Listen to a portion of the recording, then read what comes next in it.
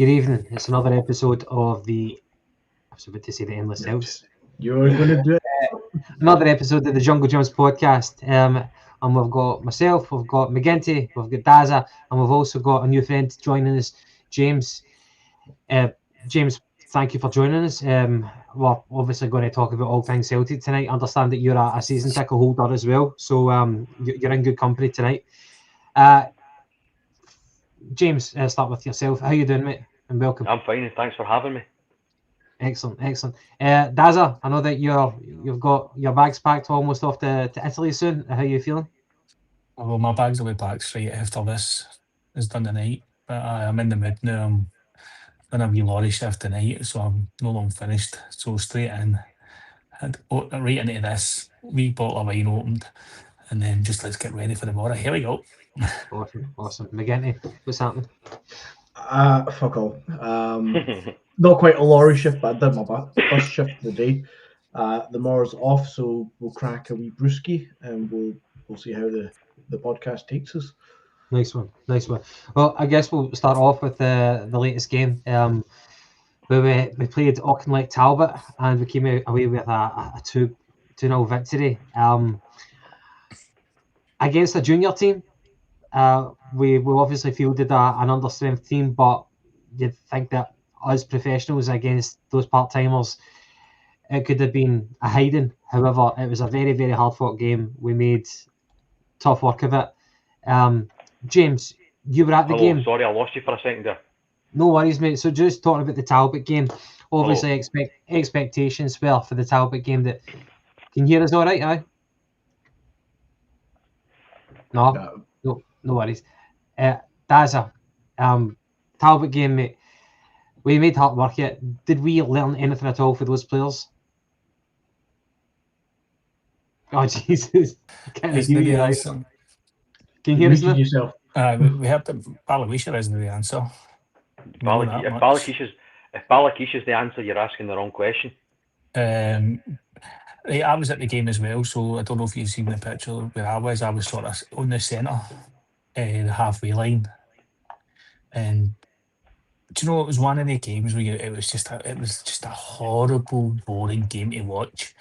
But do you not think that? Do you not think that we played the entire game in their third of the park, and I'm not saying that's good enough, but we played the entire game in their third of the park. But it was a junior team. If we weren't playing, then they're a junior team in all but name. They're no worse a team than Annan Athletic or Alloa. They're only a junior team because they want to stay junior. That doesn't mean that I think it's good enough, right? I really don't. But we need a striker. We need when you're bringing back and playing Stephen Welsh, man. That's a nightmare. Aye. No, I mean, like I said, the game was mere like you say, it was played in their half, but it was just a boring slugfest. It was like the horseshoe of death on steroids. It was. The ball went back and forwards between Welsh and Don, and I think Donovan's an absolute bomb scare, but it just went back. Sorry, Dane Murray. It just went back and forward between the two, and they had more touches than anything, and they were having. It was nightmarish. Balakisha on the 10 is a terrifying concept. Was there any positives, Daza? Did anybody come away with pass marks for that game? The Kelly pies are no bad. Mine's was Still quite with brownies.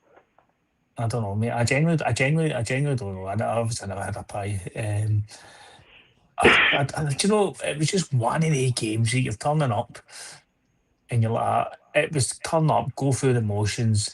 If Talbot had anything about them at all, then we would have had more about us. Do you know what I mean? So it was just a case of turning up, doing what you had to do, and that was it. I mean, when Celtic score, where I'm at the game or I'm in the house, I go just as tonto, jumping up in front of the telly, no matter what. But even at the game, it was just a applaud when the goals went in because it was like there was no you'd expecting it. Did you know, for a Scottish Cup tie, it was Aye, it was just get there, get the job done, up the road, 3 points. I was in the Chadwick. And there was nearly 2 fights in the Chadwick with some people getting off their head because people were singing "Sack the Board," and it was starting to get a wee bit. I don't want to say no toxic's too far, but there was definitely an atmosphere. Mm-hmm. McGinty, you watched the game, man? I did, yes. Right. Any positives for yourself, like James Forrest, for example? Although I think he came off roughly about the hour mark, but it looked like he was trying. I know we're in a cloud of negativity the last kind of 6 months to a year, actually. And I want to try and find some positivity within that game, but there really isn't much. With all due respect to them, and I see what James is saying, obviously, that the amateur because they choose to be, which is fine. And they probably are better than we would have expected them to be. But at the same time, we're Celtic. Any Celtic team realistically should go into that game and be comfortably winning it, whereas we were like dragging our heels through that entire game. Symbolic of pretty much every game we've played in the last 18 months, bar a couple of European games last season. You kind of just really, I think there's no positives, Gavin, is that the short answer, but I think it's really highlights just how poor this squad of players are, how lacking in confidence, how basic everything is about the club. Aside from Martin O'Neill at this point in time, he most certainly gets the plus marks on everything that he's doing just now because he's steadied the ship yet again, and he's still winning games regardless of how mundane that game was. He still won it. He still kept a clean sheet, and he still got positives on that side, I guess. But as a football entertainment, that was dog shit. Right. Well, stay with yourself, right? So one guy that you've been championing to get a start is Sinisalo. Now, albeit he wasn't really tested, but there was, however, one moment in the game when there was an aerial ball and he made a complete arse of it.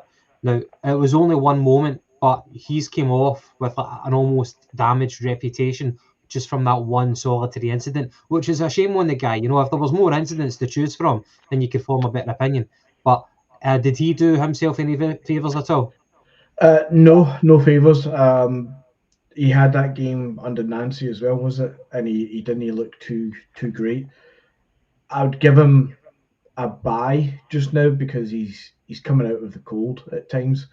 But he's not done himself any favours. He's no, covered himself in glory or anything like that. He certainly isn't the answer just now. Albeit though last season when he did step in for that little run of games when Casper was out, he actually did look good, and he looked a lot better than he did the last couple of games, the turn of this year. So I'd give him a bye in the sense that I think we all know he's better than he's shown so far this season, but he's not done much to impress. Aye, but can you not cut him a bit of slack with who he's got in front of him? Well, that's what I mean. He gets a bye. Last season he had Carter Vickers. Exactly. You know what I mean? This season he's got Dane Murray. Aye. He gets a bye because of that, because of how shambolic the defence setup was under Nancy, and where we are as a club and a squad just now. I'm giving him a bye, but he's no exactly going out there and impressing at the same time. Right, so obviously quite a lot of players came in who've been sitting in the reserves, and it was their chance to kind of like stake a claim. Martin O'Neill was speaking afterwards, and he said that he's not learned anything at all from the players, which is a sad state of affairs. Now, one guy that I'd like to get your thoughts on is Bernardo. James, if you can hear me all right, Bernardo, it was the type of game where you wanted your kind of your match winners, your flair players to create that opening, because as you said, we were camped in their final third. But Bernardo, on the whole, how do you think he held himself? I thought it was a poor game for Bernardo, and I'm a massive Bernardo fan. I think he maybe needs a run of games, just like what Anthony was saying about Sinisalo. These players are coming in for 25 minutes here and 25 minutes there. And if you're ever going to have the only criticism you could ever have of Martin O'Neill is that he sticks to his favoured 11. He plays a lot. They play a lot of football. He doesn't like to change things up. But I like Bernardo, but he was poor. He was poor on Sunday night. And he was poor against Rangers as well when he came on.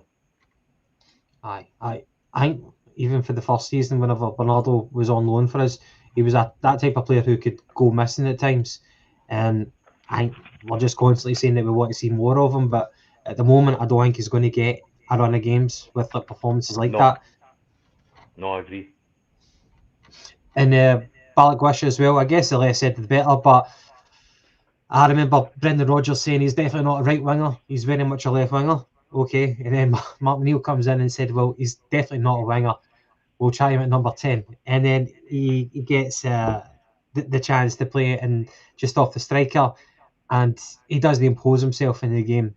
At times I saw him drifting out wide to try to make himself available, but he's the type of guy who he's like a wallflower. He's just happy to kind of blend in. He's like the grey man. He's just not the type of guy who imposes himself, and I just don't know how he forged that reputation for himself in Belgium in order to earn a $5 million move to Celtic. It looks to be possibly one of the worst signings that we've made in recent years. But see, when you think about it, see when Jota came in and Abada came in, they were coming into a team that had a system and people were playing well and people were winning things. I mean, I feel a bit sorry because Tanecki's no good enough to be a starting player for us, but he is probably good enough to be coming on for the last 30 minutes of a game, and that's kind of how I feel about Balakrisha as well. These guys, we've got a team full of people that aren't good enough to be starting, and that's a terrible indictment on our recruitment over the past 3 or 4 years. Tanecki makes me wish that we can be called Lewis Palmer, just the way we called Welsh. I think James says that quite well there, and it's something that I think probably a few of us have thought. And me and other James have said it about the midfield being all very similar. Aye. And we're missing a number 10, we're missing a number 6, but we're missing ones of real quality.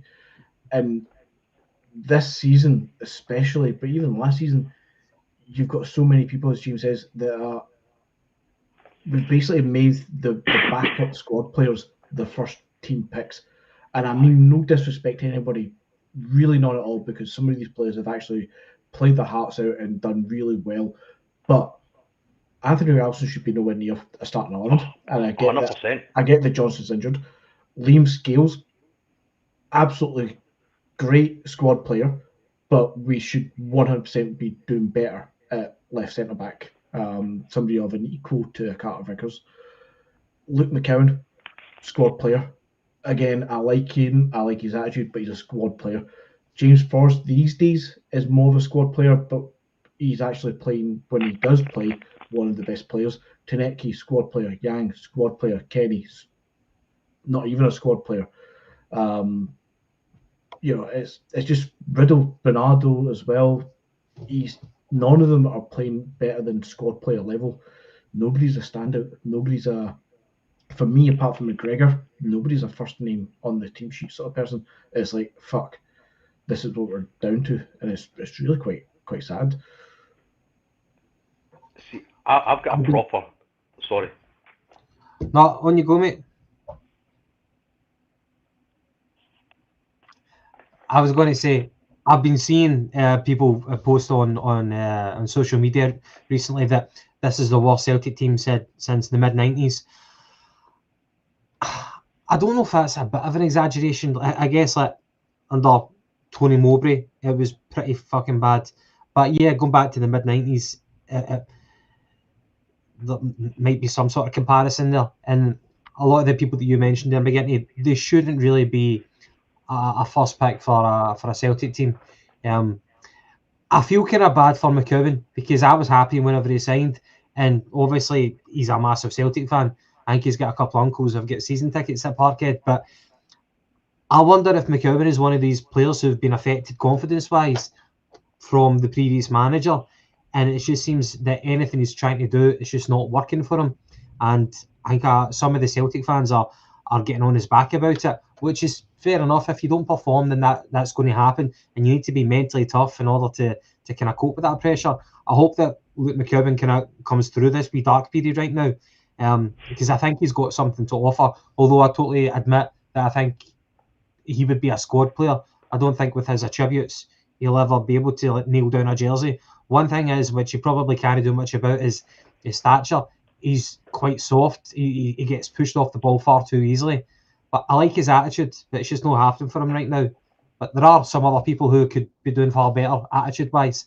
One guy who I think he's got no bad attitude, even though he gets a lot of criticism, he still is our top scorer, Nygren.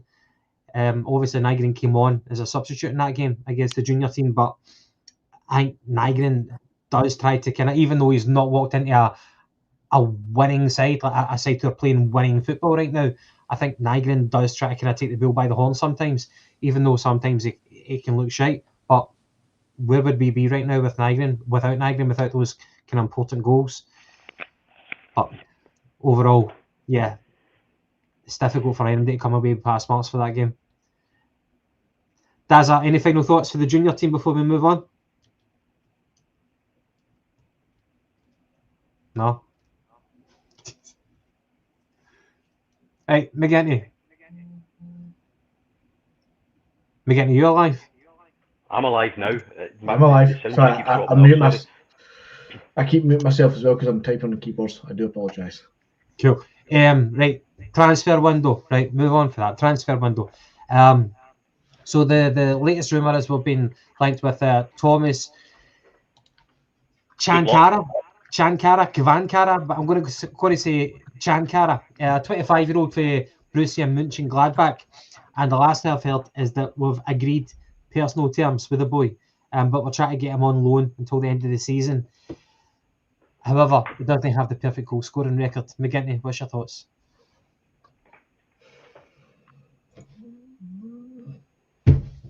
About that, it's one for next season, so yeah, another project, another punt, I guess. But makes no help for us today. Doesn't help us against Hearts, so it's going to be like the worst podcast I've ever done because I really just feel so defeated by everything around the club, especially when it comes to recruitment and the shit show that is transfer windows. The guy's not going to be a project because we're looking just to get him on loan, apparently. An option to buy. It's Is a it? loan with an option to buy. Listen, this is going to sound total tinfoil hat, but I just feel that the board won't spend any money unless we've got a permanent manager in place, because they don't want to be stuck with players that are the next manager possibly won't like, which in reality is crazy because there's players there that anyway, but it's as if they don't want to spend any money in case the next guy doesn't like him. That's why they wouldn't give Rodgers money in the summer. It's why it's ridiculous. Well, we've got a season to rescue. I totally get that you want to know who your manager is before you start spending big bucks, but we keep digging ourselves a hole, and at the moment we need to save the season, and I think we need to get a step forward. I think that in theory is no totally outlandish. But what I will say is every single manager and every single team has been into a team with players already there. 100%. So there's no reason why. So if Martin O'Neill was the trusted one to come in, steady the ship, and trusted with a January transfer market, knowing how these players will take Celtic forward, then it doesn't matter who comes in after Martin O'Neill. He's coming in with the players that we've got there, and you can only push for the cock you've got to a certain extent. So, you know what I mean? Therefore, I think that's what we need to be doing is like 25. The guy's not a project. The guy, and you're not coming in on loan with an option to buy to be a project. No, Do you know what I mean? he's coming here to play. He's coming here to play to prove that you're staying there. You know what I mean? And the Paddy Big Hun Scalper striker en route. Set my bowling to stoner mode. Typical Paddy fashion there. Right, well, obviously, Ian Atchell, like you can't rest in your laurels with him because he's just going to come back and he'll get injured again.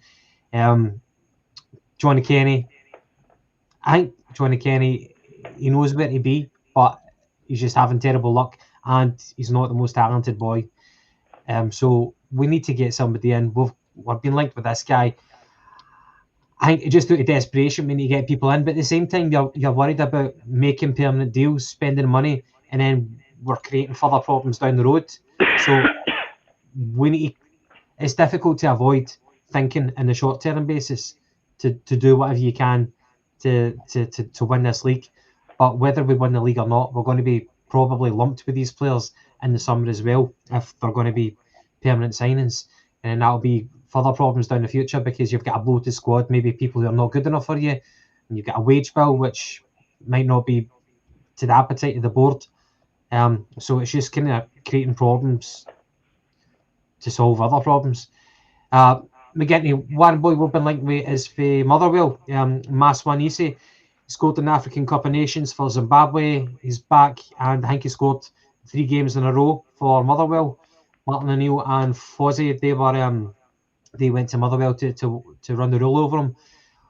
What do you think of the boy? He's got a decent record at least for this season. He has. I'd be concerned about and I mean no disrespect to Motherwell, they're obviously having a decent season just now. We do need to dip into that market a little bit more, the Scottish market. I'd be fearful that if we end up flooding 3-4 players this window of SPFL quality players, is that no potentially just going to flood our squad with yet more squad players rather than somebody who's going to stand out? I would like to see him do it consistently for a little bit longer than what he has just now at Motherwell. The catch to that is obviously if you leave him there for a year or two and he does keep scoring, where does he end up going? I'll be honest, I've not seen enough personally, and I've no seen enough of his past history to sit here like we would with a Lennon Miller type or John McGinn and say that guy's going to be a player, we should sign him. But I would trust Martin O'Neill that if it's truly a player that he wanted, that he could probably fit him into his system and get something out of him. One kind of fear that I've got is that Motherwell know that we kind of want this player and they don't want to sell him, and they've seen how desperate we can get paying over the odds for Arnett Engels, for Adam Ida. They can do the exact same thing to Celtic because they don't need to sell, and even if they don't sell him right now, they can punt him in the summer and they'll still probably make a good profit on the guy. But Celtic just seems buying into the Stephen Welsh pawn in the full? I was going to say, Is the only other club that he can play for now other than Celtic is Motherwell. Between now and the end of the season, and that's something we've got. Mastermise is cup tied. Stephen Welsh is cup tied. Like for like swap at a couple of million, job done. But I've also heard that, how can I put this without McGinty getting off his seat? Fuck it. How can the Huns? They're apparently in from as well. So long as we're not getting attached to players, and obviously the guy Thomas, what his second name was today, so long as we don't just get linked to players because they're linked to them in the way that for years and years they were linked to same players that we were linked to just to make it look like they were on our level. I didn't want that shit happening in reverse. I'd rather we actually went and scouted and recruited all fucking players. Well, didn't Martin Fozzie do that with the intensity? Was that intense monitoring we're doing now, Gaza?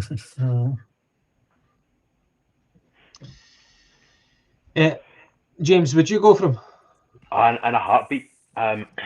What'll soon in pub quiz history, what will be my claim to fame is I was at every single Nancy game, and he gave our defence. That's not a high bar right enough, but he gave our defence an absolute torrid time. He had a cracking tournament. You shouldn't buy somebody off the back of a tournament. He had a cracking tournament in AFCON. I think he's got talent. I think he's fast. He's direct. I think that, but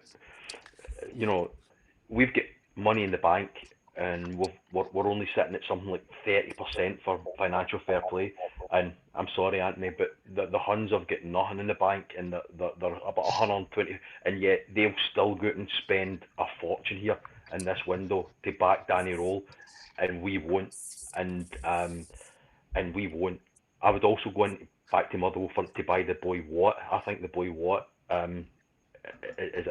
he'll be a proper talent. He'll be a proper talent, that boy Watt.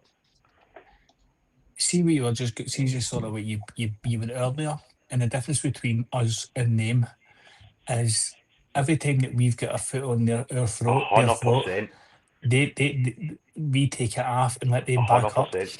If they had their foot in their throat, they would stamp harder. Well, They don't Murray care. did. And they don't care about what you call it. They don't care about how much they're spending, how much debt they're in. They'll deal with that another day.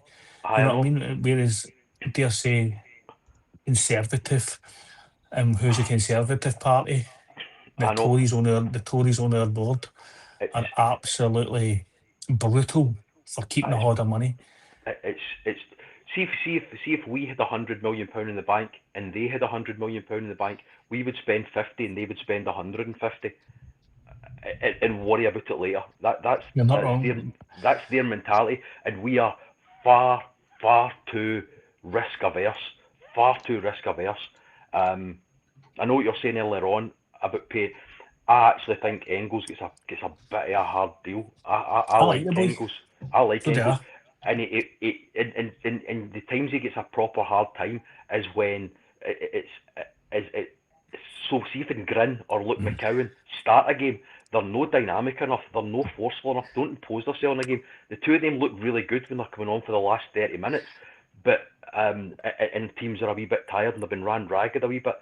But our best midfield is Hatate, even though he's hardly ever in the mood. Engels and Kalmak, that's our best midfield at the moment. We need an absolute overhaul. And Callum McGregor's 33, 34. How many more seasons are we going to have of him? Aye. I remember whenever he signed his 5-year contract, Callum McGregor, and he was getting a lot of flack for it, as a lot of Celtic captains do, you know. Mm-hmm. And like I think Scott Brown was getting flack at that age as well, and he signed a 5-year deal, and then maybe a year later he retired for the Scotland team. That's right. But a lot of people at that point were writing Callum McGregor off anyway, saying, "Oh, his pace is gone. He doesn't have much to offer us." And I remember somebody on this podcast years back, Paddy, actually said he will still be a top player for Celtic come the end of that. And it kind of goes to show you that Callum McGregor was the one who was the only one who kept his place for Celtic against Auchinleck Talbot, because he was the only one that Martin O'Neill could really trust. He couldn't risk taking him out. And No. I think even though his pace is gone, and even though he's not a defensive midfielder in the way that people want him to be, he's still great at retaining the ball. He's still great for mentality. And in terms of standards on and off the park, if we never had Callum McGregor, then we would be in a much, much worse off place. For the people that are a wee bit older like me, Paul McStay, it reeks of that. What would have happened to us in the 90s under Paul McStay? I think it was somebody on the group chat posted the picture of the 94-95 team, and you know the team today, probably only Callum McGregor would get into that squad. Aye, and you're talking about characters. Aye. Well, who have you got? We've got like, it's difficult to know, but you've got Kieran Tierney, you've got Callum McGregor. People like Cameron Carter-Vickers, I don't know if they're that vocal enough. Maybe Kasper Schmeichel. You'd imagine Kasper Schmeichel is a strong leader in the dressing room, but whenever you've got people getting to the end of their careers, you're wondering who's going to step up to the fore right now. And we've got crap competition in terms of the squad, and we don't have any youth players kind of pushing on. No. And that's a bit of a shame. You had like Ben Summers, who I think we've let away, and then that boy McCardo, who showed really good glimpses at the end of last season, he went off to Partick Thistle for a loan, and then he's been recalled because he's hardly been able to get any minutes under Mark Wilson for Partick Thistle. But at the moment, in terms of leadership, in terms of quality, you don't really have anybody kind of tapping on the door, and that's a kind of another worrying thing. I don't know how we address that because there's just no long-term plan. We don't even have a short-term plan for signings, never mind long-term plan for leadership and things like that. No. Anybody? Aye, I think you're 100% right. See when Brown was there, you could see the progression was going to be, next one was going to be Callum McGregor, and you could see a progression there. But we seem to have lost all direction, and it's back to what Daz was saying. The Rangers board, they do this and they do that, whereas we just let everything go. It's depressing. It's depressing how bad it's got the past couple of years. But I think it's because.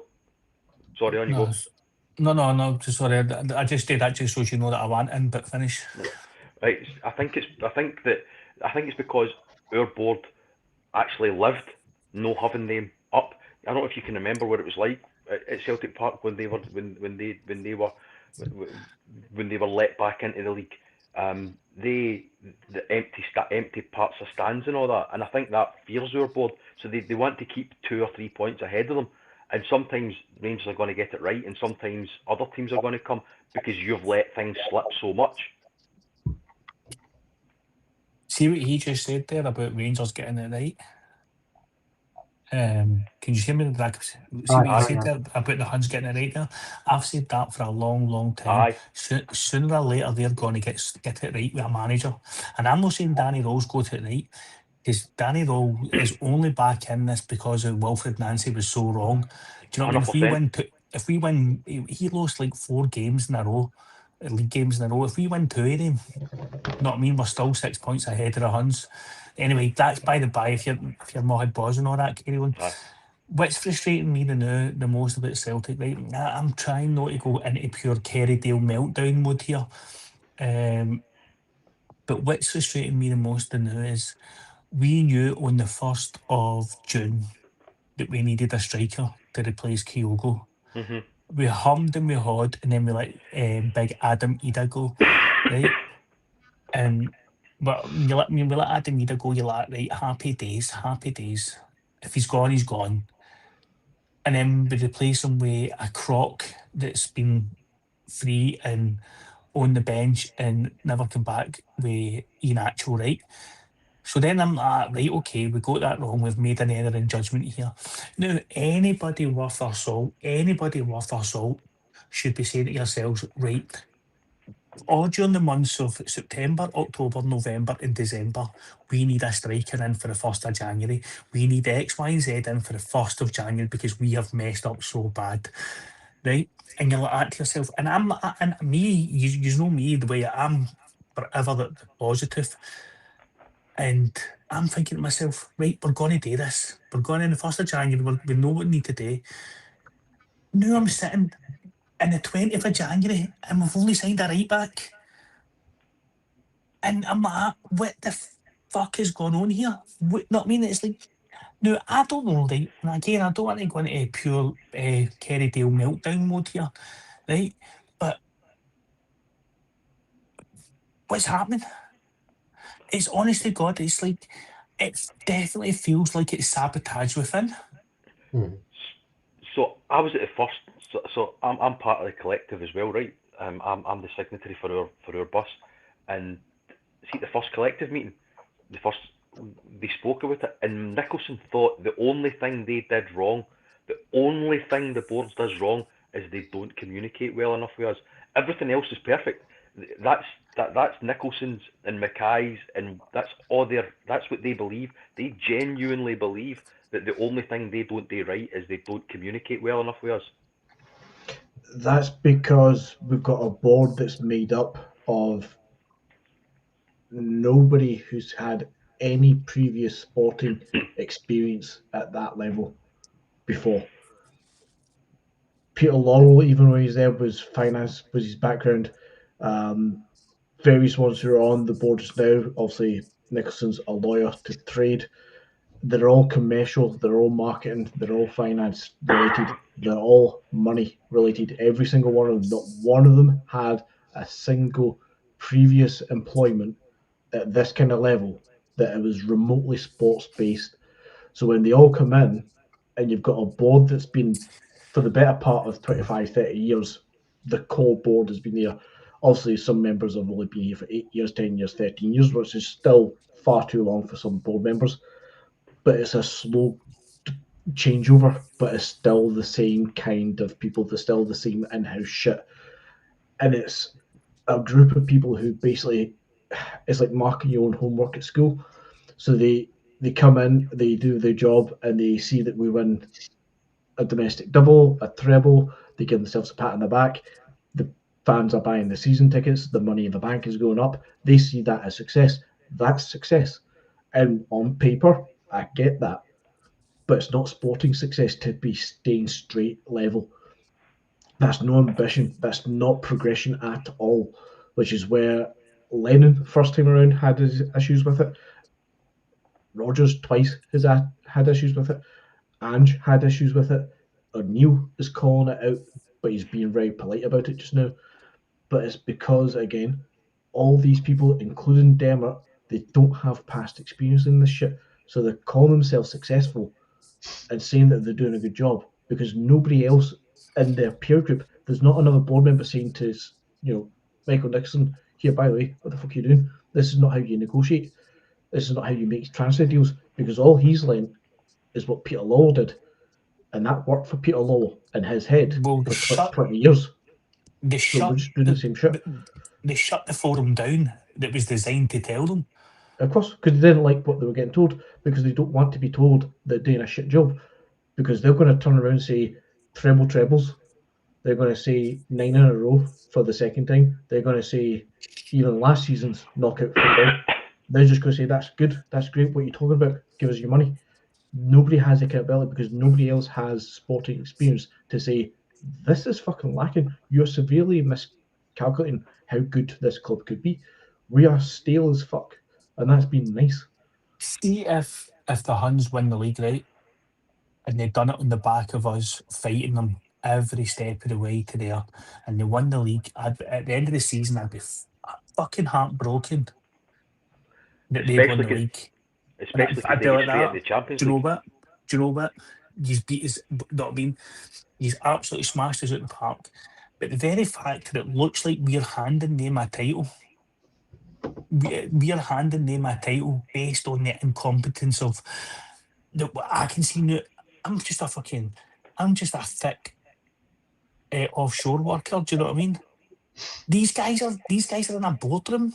Do you know what I mean? These guys should be seen. This is why they got that job. This is why they took that job, so as they could see what needed done and do it. And the very fact that, like, you just read the roll of honour there of managers who have been absolutely hung out to dry. Now, Lenny, for everybody's opinions, Lenny was a successful Celtic manager, barring 10 in a row, and he just didn't leave. He just didn't leave when he had to leave.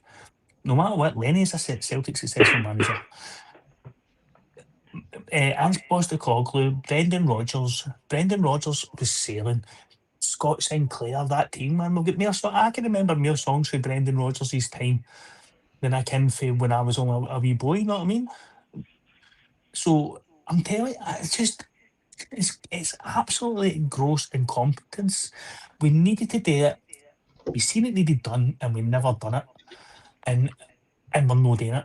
Now, listen, if these signings come through this week and they look to be good signings, and then we go and beat Hearts on Sunday, then I'll be like, okay, right. Now I'll start cutting the slack back again. But if we go out there and get absolutely walked over the top in Tynecastle, which, by the way, I fully expect us to get walked over the top of, based on what I've just seen against Falkirk and what I've just seen against Auchinleck Talbot, right, I expect Hearts to run right out of the tap of us. If they don't and we win that game and we get a striker who comes in and makes an impact by then I'll be like, right, fine, fair enough, right, we're making the moves and we're making the moves at the right time. But as it stands, we're no making the moves at the right time. Do you know what I mean? Because I would. just let me finish. Martin O'Neill said at the end of one of his interviews, he goes, "We've got 2 games where signings when they've been playing anyway, the Ocular Tablet and Bologna. So now that it's like somebody. I listened to the podcast. I listened to the Clyde One podcast today because as I was driving and I was and somebody used a great analogy. We're running out a runway. Know what I mean? Aye. Anyway, There's no enough opportunities to put it right. Hearts is that last opportunity, I think, for the league season, for the league campaign. Hearts is the last opportunity. We get beat, it's gone. For me, it's gone. I know it sounds mental, not even the end of January, but if we go 9 points behind Hearts, I don't see Hearts dropping points. They're making signings just now. Christ, Shanklin goes out for 6 weeks and they go 2 days later signing a new striker. They just go and get the job done. And these are players that I'm not saying they're world beaters. I'm not going to say they're great, but they're signing players who are going to be doing a good job for them and are going to be collectively, a greater than the sum of their parts sort of thing. But they're there doing a fucking job. We can't fucking even make the best of what we've got in a shite fucking squad. Hearts go 9 points clear of us. It's theirs to lose 100%, and I do not see us coming back from it. Daza, I don't want to argue about anything. I would say though, as far as signing, if we get a striker in and he does score at the weekend and we do win that game, I'll be absolutely happy as fuck. But it almost still feels too little too late. The timing is wrong. The timing to sign a striker was 2 weeks ago.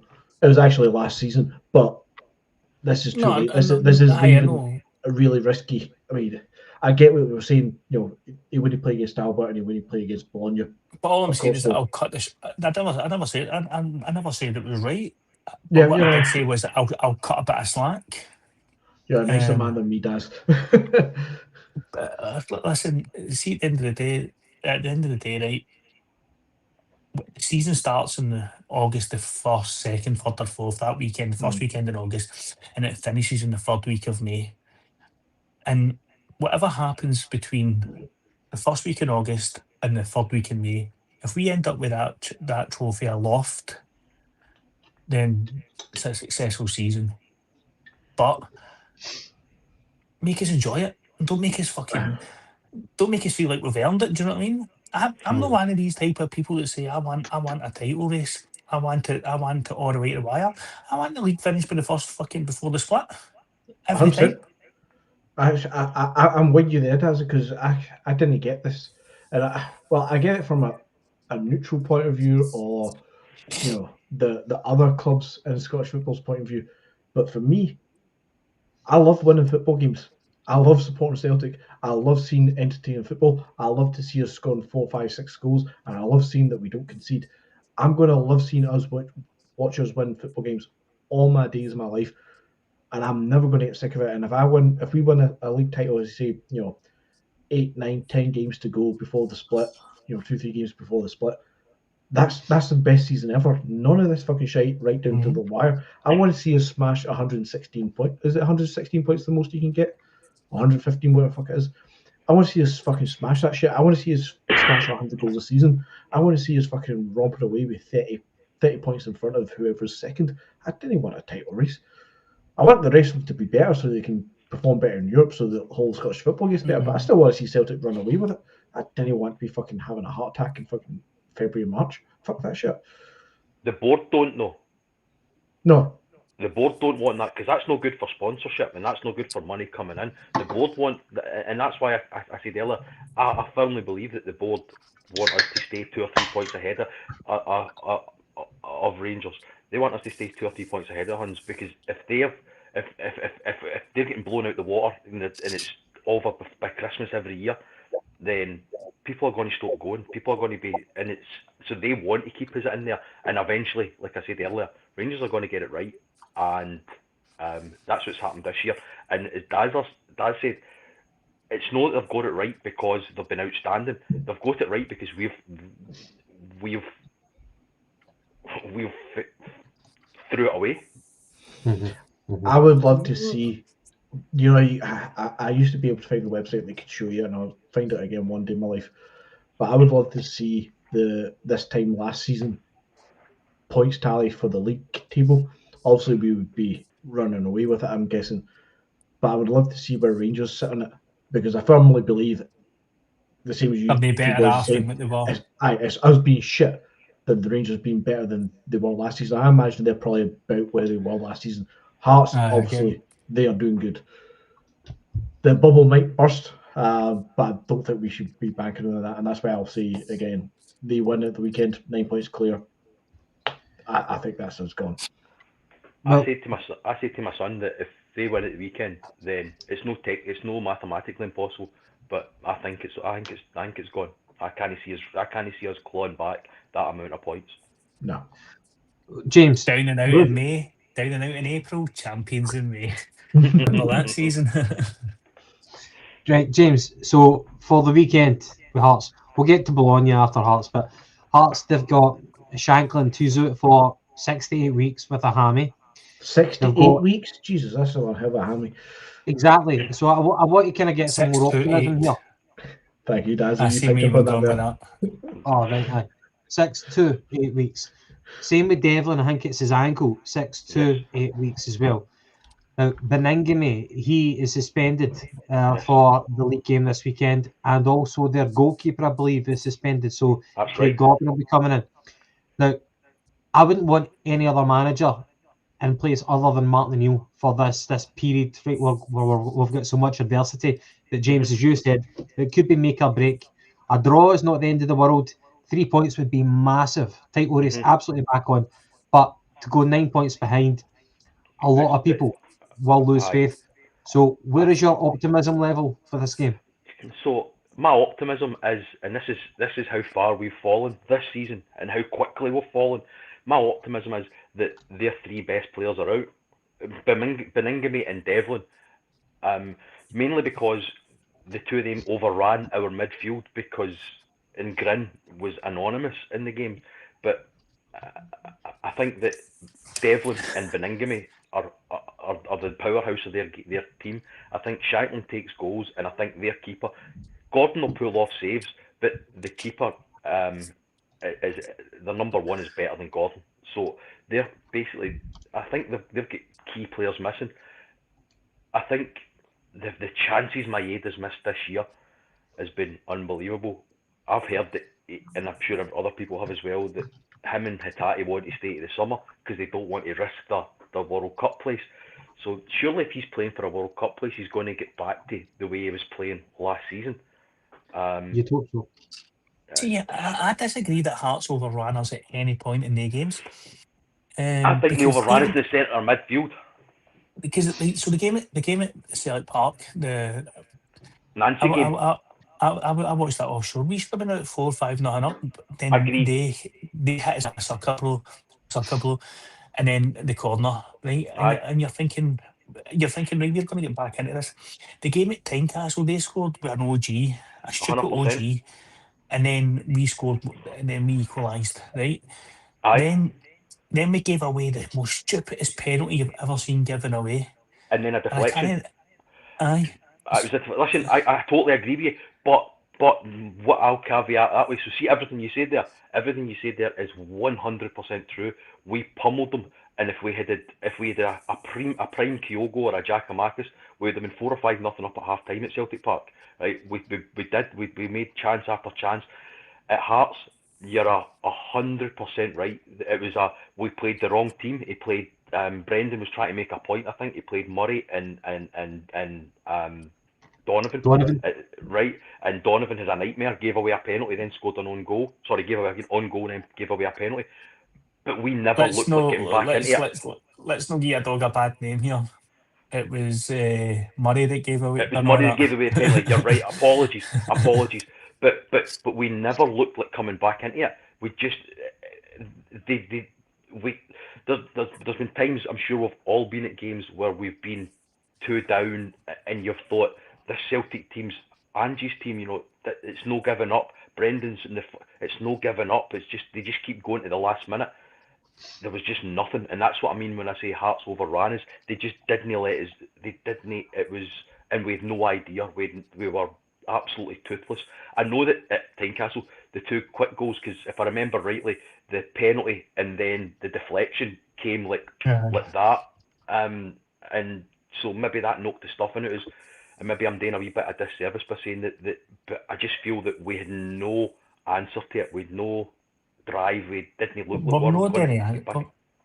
we've not any answer to a lot of games. Now, Martin O'Neill's first game back, Dundee United, you're like, right, this is it, this is Aye, how it should have been.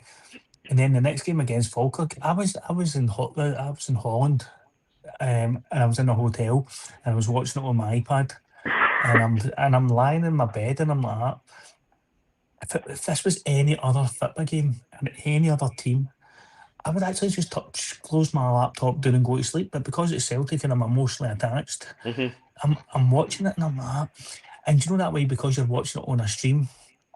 I'm waiting for my watch to. But see, aye, if you remember, Falkirk had a lot of corners at the end, mhm, and you're like, I'm waiting for my watch to buzz and say one each Falkirk, mhm, and aye, it's. aye. And by the way, if Falkirk, I know you've covered this game, but if Falkirk had got something at that game, I wouldn't have grudged it. No, I'm not saying that they were the better team because we defended better than they attacked, and we attacked better than they defended. So we deserved the win, but they made a lot of chances, and they play some quite tidy football. They play. I watched the Hearts game, the Hearts Falkirk game at the weekend. Was it at the weekend? Aye, and Falkirk gave Hearts a game. Falkirk gave Hearts a game. I heard that Hearts looked like they were kind of running on empty at times. Aye, and that's what I was saying earlier about Martin O'Neill. It's not a criticism, but it's how he is. He'll play the same 11 every week that they're fit, and that's what McInnes has been forced to do with Hearts because their first 11's good. Yeah. They've got some good players in their first 11, but see when you start going underneath that first 11, they're mid-table at best. So aye, they did look as if towards the end they were running in empty. They've had a couple of games where they've been down to 10 men. The fact that Clancy thought that the Beningame tackle was a yellow card is absolutely baffling. It was bad. It was bad. But that was a great point that somebody put in earlier on for P. McLaughlin that when Hearts have played us twice this season, obviously they've beat us home and away, but they caught us at our most vulnerable point.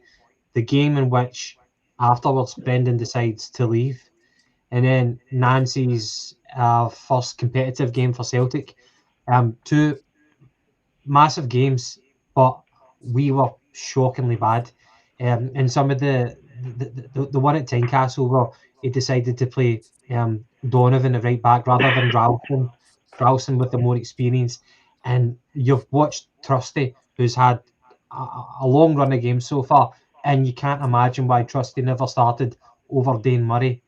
Trusty and Scales, it could have been different. However, it is what it is. But I think with the confidence right now, and the other thing is the clean sheets that Martin O'Neill has maintained.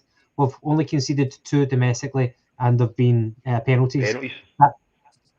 You can't ignore that. Yes, this will probably be one of the toughest games of the season, barring going to Ibrox maybe. But with the confidence we've got right now, the clean sheets we've got, and Martin O'Neill, and the motivation for Fotheringham and Maloney, things are looking up for Celtic. I know that people are pessimistic, but it's far better than what it was under Nancy, and maybe we can grind out a result. And Hearts, as we said, they're missing 4 key players or 3 key players. What is it? 4. Beningame, Devlin, Shankland, and the goalkeeper. 4 key players out for Hearts, and as you said, their strength and depth isn't good, much like ours. So I think it's even Stevens, and whoever's more motivated, whoever really wants it more than another team, and they can win in the day. I don't disagree. I just think that see under Ange, under Brendan first time, under Brendan second time, you never felt that see when you're trailing by a goal or the equalising in 5 minutes to go, you just always had that feeling that we were going to just go up the park and do something. We were in the game. Sometimes I just don't have that feeling at the moment. That's my malfunction. Aye, it's difficult whenever you don't have people who take their chances. Maida, who's off the boil, and Kenny, who's never been on the boil. No. So It's no fair to Kenny though, because Kenny at the moment he looks every inch a League of Ireland player. It's no fair to him to have been him running, leading the line himself. I agree. That's no fair for that boy should be coming on for 10 minutes and trying to get game time and try to learn the game. It's no fair. It's the same with Ralston. It's no fair that Ralston's put in the position because he's no good enough to be a starting 11 player every week. He's good enough to come on for a game here or play a game there. He's not good enough to be every week starting. And Ralston will play right back, centre back, left back, whatever you tell him to play, he'll play. He'll do his best. But then so would I. I would play whatever they wanted me to play, and I would do my best. But I know I'm not good enough. Mm-hmm. Right. Well, before we move on to the Bologna game, and Daz, obviously you're off to it, so I'd love to get your thoughts. Before we do that, just a brief one for a on this day. So obviously today is the 20th of January. And the 20th of January back in 1923, Jimmy McGrory made his competitive Celtic debut as Celtic lost a league clash 1-0 at Third Lanark. Always wonder what Glasgow football would look like if Third Lanark didn't die, if they stayed around. My dad used to be a ball boy for Lanark back in the day. And another on this day feature is the 20th of January back in 1992, so not too far away. Celtic won the Tenant Sixes competition at the SECC in Glasgow. I don't remember that, but I've seen the video footage on YouTube. Daza, you're nodding your head as if you do remember that well. I was a wee boy at the time. I was like 12 at the time. You know what I mean? That was like the pinnacle of the, like when they fit on me. I always just remember how white the socks were and like they were playing with white trainers on. I never ever went to the games, but I always watched it on the telly. And it was like six watching Celtic. So I mean, I wish they never done away with the Tenant Sixes, but they did. I'm looking at some of the players: Chris Morris, Gordon Marshall, Brian O'Neill, Derek White, Jerry Craney. I remember Jerry Craney. Tony Cascarino, Steve Fulton, Mark Donaghy, John Collins, Joe Miller. That was the Tenant Sixes. Right, moving on then. So, Daza, you've got a flight to Italy, Celtic and Bologna. Now, a lot of Celtic fans would probably put aside the European adventures right now just to focus domestically. However, you've got this to look forward to. Have you been to Italy before watching Celtic? Is this your first time? Italy? No. I was at one of the season before I had kids and settled down and all that. One season I went to every single Champions League game in a season, which was Copenhagen, Man United, Benfica, and then we rounded it off with the San Siro when Kaka put us out. So I was at that game. But this one's a special one for me because this one I'm taking my daughter to for a first time on a plane to see Celtic. Amazing. And it's my first time on a plane to see Celtic since 2008 Aalborg. So I'm absolutely buzzing for it. Excellent. Do you think it will be an understrength team? I don't care. It's not about the football for me. It's about the trip. No, and I see this. I don't know how he's got. I think the reason it was an understrength team the way it was because players were rested for it. I am just hoping for the magic of Feyenoord. I was looking at one of them Twitter accounts that tell you 9 points will be enough to get us through. 9 points will be enough to get us through. So that means that if we can get a draw tomorrow, then all we need is a draw against Utrecht at home to go through to the next stage. Or we just beat Utrecht and then don't worry about it. But I would rather broaden horizons. I'd rather make it a lot more secure. Go out and win tomorrow. Oh my God, I'd be off. I love your enthusiasm. Cheers, mate. I think somebody has to be. I think Bologna have only been beaten in Europe by Aston Villa this season, unless I'm mistaken. So it will obviously be a difficult team at Parkhead. Was it 4-0 in the end, or was it 3-0? Was it 3-0 or 4-0? But Evan Ferguson looked every bit of the player I remember him from Brighton days. It's got to be a difficult team. James, what about yourself in terms of Europe? Would you like to see us progress if possible? So my priority every season, and this is obviously very parochial, right? My priority is the league every year. I hate to see us getting beat ever, but I'd rather he played the same team he played against Auckland like Talbot and Thursday night and kept everybody fit for Sunday, because Sunday's a much bigger game for me. And then you've got Utrecht, who have Barkas in goals. You can see him playing an absolute blinder. I think the Europe's I'm not really worried about it this year. If we get through, brilliant. If we don't, then I'm not going to lose my mind, because Hearts is much more important. If we can beat Hearts, as you said earlier, if we can beat Hearts, then I think the league's back on. I think we've got a good chance. But I think that plus the fact the Huns are going out. Do we really want to be going to Ibrox with them having a rest week and us playing the next round? I think that's how it works. I think the next round of Europe's right before Ibrox. You're right. Aye, according to Smell the Glove. So he says, I don't want us to go through. The second leg of the next round would be away, and 3 days before Ibrox, the league is the priority. That's how I want us to win every single game we play in Europe. Everything. I'm gutted and distraught when we don't win, but my priority is the league. See if the Huns win the league, they go straight into the Champions League next year. They go straight in because they're coefficient.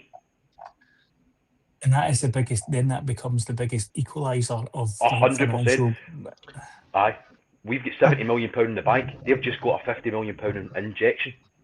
I don't think that's quite right, guys. About the truth here, their coefficient dictates the kind of pot that they're in, but what dictates there's a couple of things that get is the country. There's a couple of things that's got to happen, but if they qualify and Scotland's coefficient goes up above somebody else's, they go straight into the Champions League.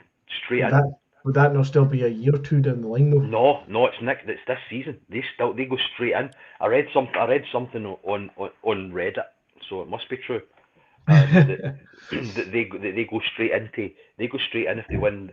There's a couple of things have got to happen. Like some other I'll check it out and I'll put it into the group chat.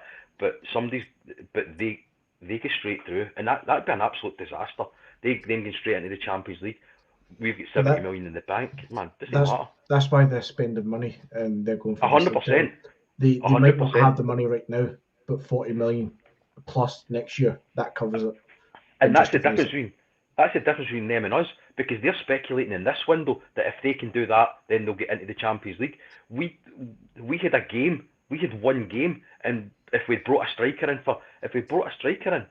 against Almaty, do you think we would have went out if we had a striker in that game? I think that's the biggest sliding doors for that one with Dyson Maeda. 100%. Goal, and the biggest sliding doors of this season.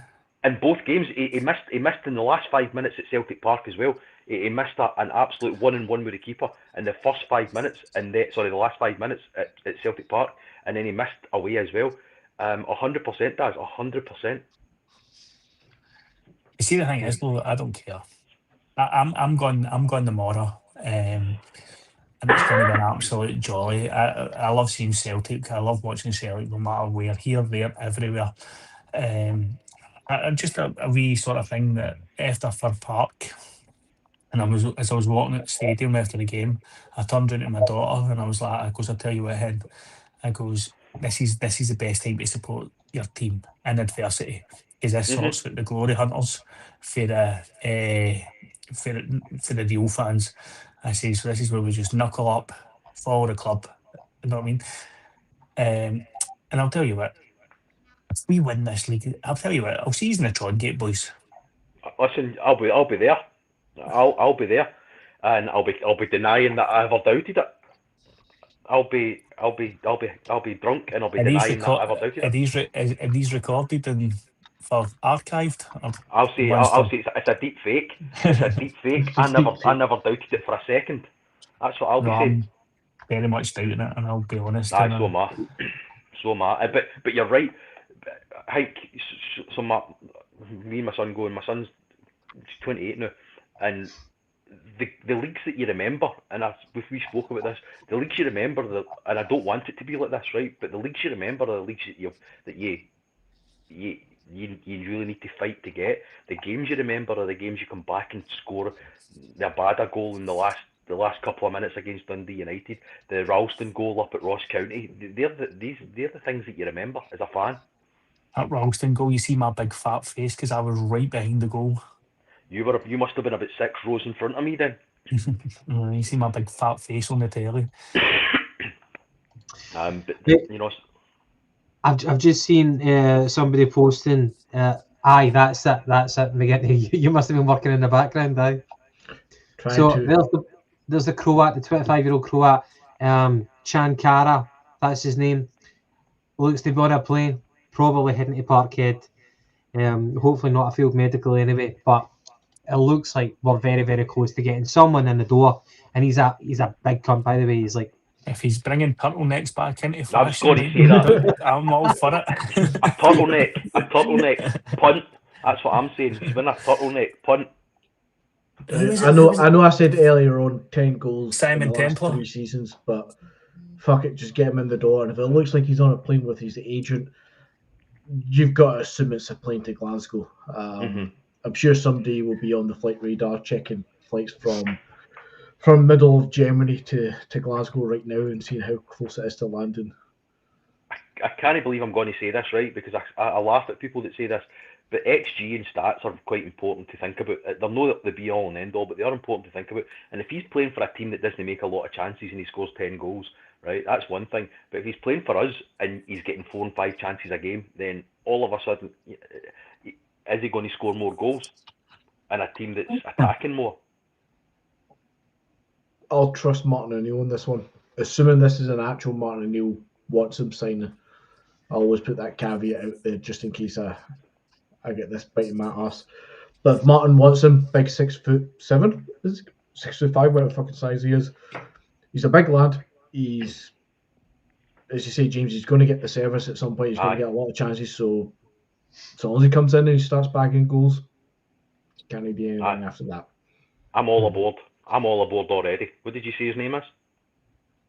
Chankara. I'm on board the Chankara train. That's me. Who would you rather, though? Right, okay, to be in this position and bring in an unknown as a centre forward, or have Adam Mida as your centre forward between now and the end of the season? I'd rather take you, Gavin, as centre forward than Adam Mida at this point. Right, so can I just repeat that, because Big Adam Mida wasn't as bad as what was made out. Now, I was at the Villa game. Not when he gave us the 2 goals. When we got the 2 goals down there, right? Yeah. So for me, Adam Mida that season won us the league. His goals won us the league. Right? So people say, oh, you paid 9 million for Adam Mida and you only get 6 million. No. Adam Mida paid that back by winning us the league. Adam Mida won us the Scottish Cup. So for what? So say for 3 million for what we got out of Adam Mida. Then you know what I mean? So no, put some respect to the boy's name. That's what I'm saying. I'm the same way Ralston. I'll take it. I'll accept he done well in about 3 games over his year and a half, and I accept that he paid back the equivalent of 3 million and then some. But he's still a big donkey, and I would not want him in my squad. Henrik Larsson would have struggled in the horseshoe of death that he played with. You know what I mean? If you're not getting a striker of service, you can't score goals. Do you know what I mean? And that ruined the ball. That the right back to the winger, back to the right back into the centre half, back out to the winger, back. You know what I mean? And that you know, he, as I said before we come online, right players, wrong time. I think Big Adam Mida would have thrived under, dare I say it, Wilfred Nonsi. Aye. Do you know what I mean? Because the balls were coming in. He'd have thrived under Martin O'Neill again this time, the way that Johnny Kenny did, with the balls coming into the box. Because that's what a big guy like him wants. But he wasn't getting that with a Brendan Rodgers team, and then he was sold. That's a hill I'll die on. I agree. Adam Mida, that's unfair to say he was only good in 3 games. He played 3 games. See, without Adam Mida, we don't win that league. Clermont wins that league. We don't win it. In the Scottish Cup, it was his. It was actually Bernardo's running, taking the ball off of Raskin in the centre circle and just driving. But Adam Ida, in that 6 months, not one of us would have said, no, don't spend £9 million on him, because He just dragged won us his back 50 into million. games. He dragged us back into so many games. He dragged us back into so many games. I think, and I think he gets a bad rap off of some people. I was that game in Motherwell. Sorry, I was offshore in Egypt, right? And so in the room, I was sort of like monitoring the score and watching the game. The game at Fir Park. I was like, we get beat. I slammed my iPad shut, packed everything up into my rucksack, headed into the main accommodation block, waited on the lift, jumped down on the lift into my room, went into my room, then reconnected to the internet and saw we'd won. We were getting beat when I started that crusade. I was one of them. The games you remember, as you say, James. Aye, that was some game.